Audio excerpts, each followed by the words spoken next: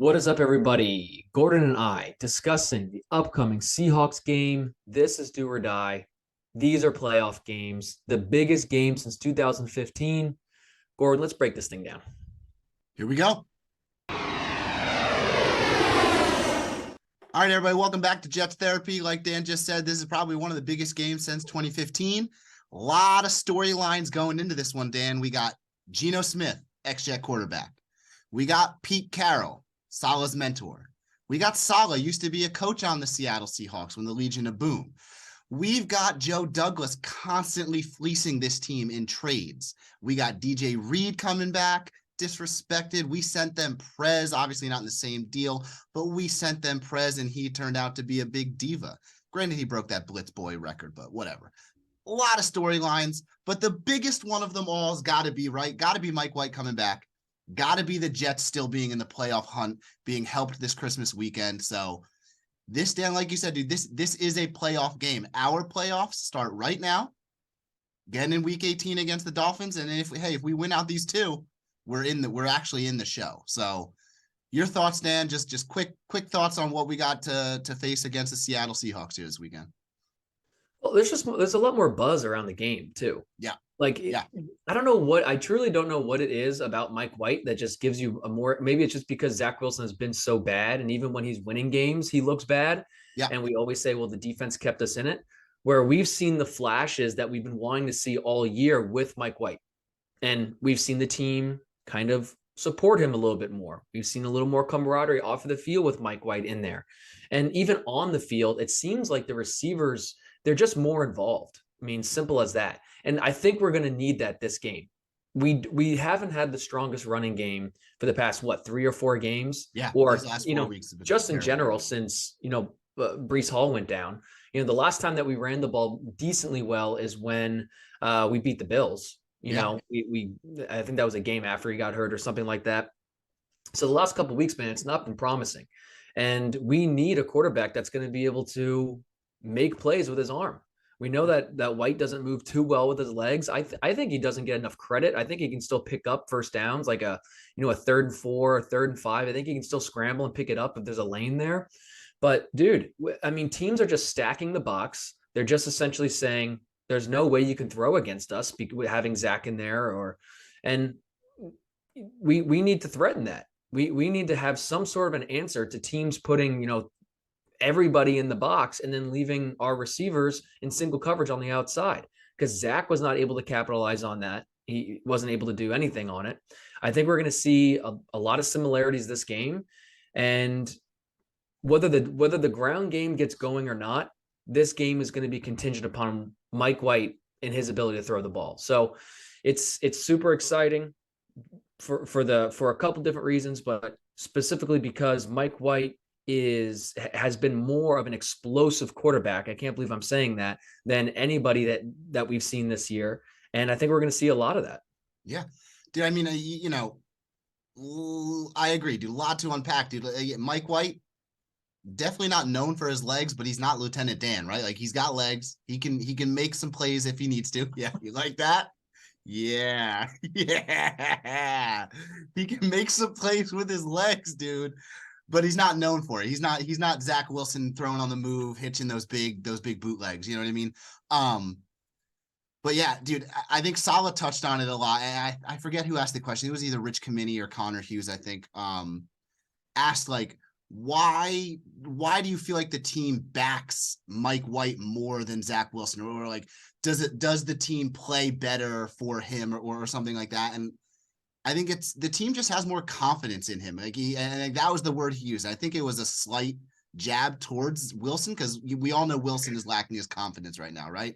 He's got all the talent in the world to make all the throws that an NFL quarterback needs to make, but he's not making them. So one thing that we know isn't clicking is his progressions, his reads, and his confidence.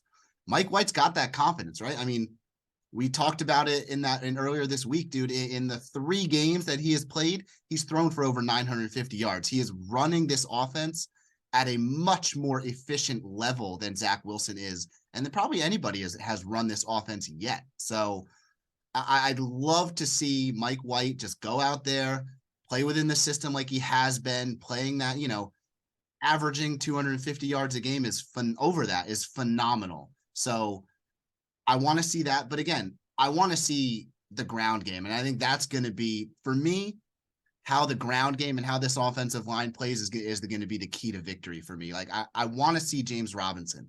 I've had this sneaky theory in my head that, like, maybe we've been holding James Robinson back to, like, not show much film on him for teams that, like, right now at the end of the year, he'll be a wrinkle that we, like, nobody has seen us run yet. You know what I mean? So that is a sneaky theory. I don't know. Maybe it's true. Maybe it's not.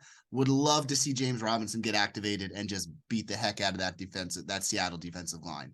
But like you said, dude, he spreads the ball around. I want to see him air it out a little bit, but I think this Seattle team is beatable. I think their defense is attackable. It's just what offense shows up, because that's the biggest question mark for the Jets right now is we have a top 5 defense. Our defense is elite.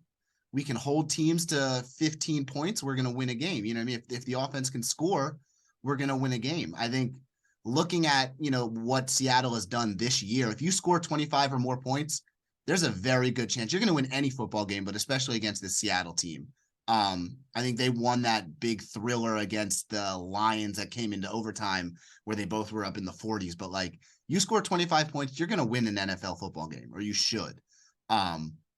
It's just, can this team score 25 points? And I think that's the biggest thing. I think with Mike White at the helm, we've got the chance. So yeah, it's there. And like you said, one of his greatest attributes is his ability to read the field, which is truly probably Zach Wilson's weakest. Yeah. Along with just some confidence issues. So you really do flip the script with White in there. I mean, I'm not saying they couldn't be more of different quarterbacks, because I think that White still has a decent arm and he can still fit the ball into windows, and he's not Streveler throwing, essentially. He's not throwing 70-yard bombs, but there's only 3 or 4 quarterbacks in the league doing that. You know what I mean? And so he has what we've been looking for, essentially. He has a lot of those attributes that we need in order to move the ball, in order to just have his team be confident in the person that's throwing the ball, just in general, because we've seen the receivers lose interest. We've seen the receivers be frustrated. We've seen the receivers, and at the end of the day, man, yes, it's a team sport and that's all good and well, but these receivers, they want to have their stats too.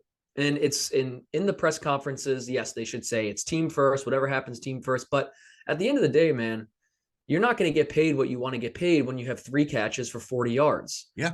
So, like, these receivers are a lot happier having Mike White back there, whether they want to say it or not.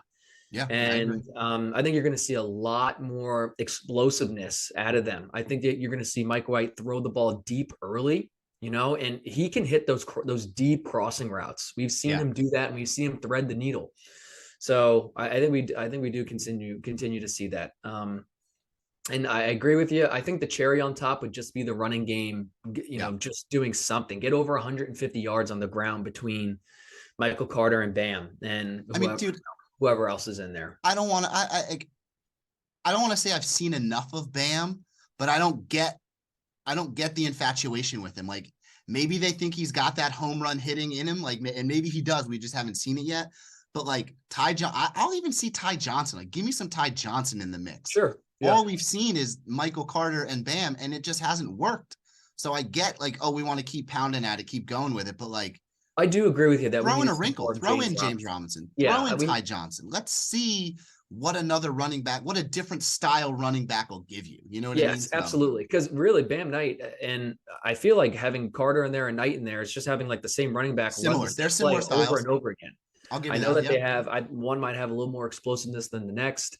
And Michael Carter's stock is definitely dropping slowly but surely. I love Michael Carter, dude. And I think Breece Hall, Michael Carter, that's a great combination. Yes. Michael Carter, Bam Knight, or Michael Carter and someone who is not that big, stocky workhorse running back. Man, I think defense just kind of sniff out what you're going to be doing with him. And he doesn't have the ability to hit the holes or, run over somebody. I know he's got great yards after contact, but you know what I mean, as just having that kind of bigger back there. He's a more outside, Michael Carter can hit the hole in the middle. Don't get me wrong, but he's a more outside, slippery. We've seen a lot of guy, success. You know what I mean? A lot of success on the outside. Yeah. So yeah, dude. I mean, obviously, it's great to just still be in this position. I mean, we've been handed 2 gifts last week, so that this game still has relevance. We could easily be sitting here and just essentially saying, hopefully Mike White plays well, so he's still on the team next year and we can have a quarterback back there. But no, we're sitting here talking about the playoffs, Yeah. and the Patriots are going to be facing the Dolphins, where the Dolphins are going to be without Tua, thank God, because that dude needs to not play the rest of this year. I mean, Yeah. his head For his injuries health. are serious. They're serious. I don't know if he should be playing football in general ever Yeah. again. I think I said that. I said that after not the maybe not the first big hit, but the last big hit he had where they had the investigation. I was like, or no, just after that, he probably shouldn't play again. You know what I mean? Like, at some point, you got to think about your life. But yeah, you have to think about what's going to happen when I'm 45. Am I going to start to forget where I live? Am I going to start to forget who my kids are? Because that's what's happening.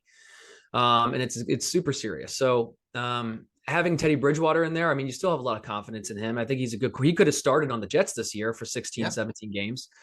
So it'll be a really interesting game. It's in Foxborough, so we'll have to see what happens there. But I think that's going to be a close game. Hopefully they pull it out. And then, like you said, like we were texting before, we'll know by the Jets game. We'll know if the future of our future of the season is in our hands. We'll know by then. So I think Mike White heats up.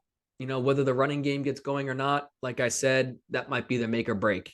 Because I think White is going to do what he needs to do with his arm, and then the running game is just going to push it over the edge. Yeah, and dude, I want to see this defense start hot like they did against Jacksonville. Like, we started off first drive of the game, got a fumble recovery. You know what I mean? So, or first quarter. So that's one thing I think this defense has lacked, is that turnover differential. We've been either even or in the negative on that. So I want to see us win that turnover differential and hold this team to maybe 1 or 2 scores or some field goals. So that's what I want to see. I think we have the ability to do that. We are a top 5 defense in this league. So I love DJ Reed coming back, got a little chip on his shoulder against his old team. So we've got DK Metcalf, and if Tyler Lockett comes back by this game, then we've got Tyler Lockett and DK Metcalf versus Sauce Gardner and DJ Reed. Dude, you couldn't ask for a better storyline as far as wide receivers versus. Yeah, that'll be fun. That'll be fun to watch, man. Yeah.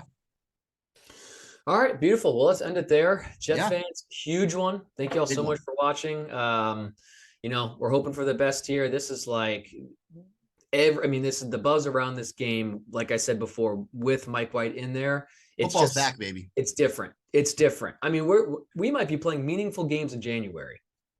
That's fun. But let's not. We wanted meaningful games in December. We got it. Now we're getting meaningful games in January. Let's go. Let's hope so. Let's hope so. All right, everybody. We will talk to y'all later. JETS. It's Jets.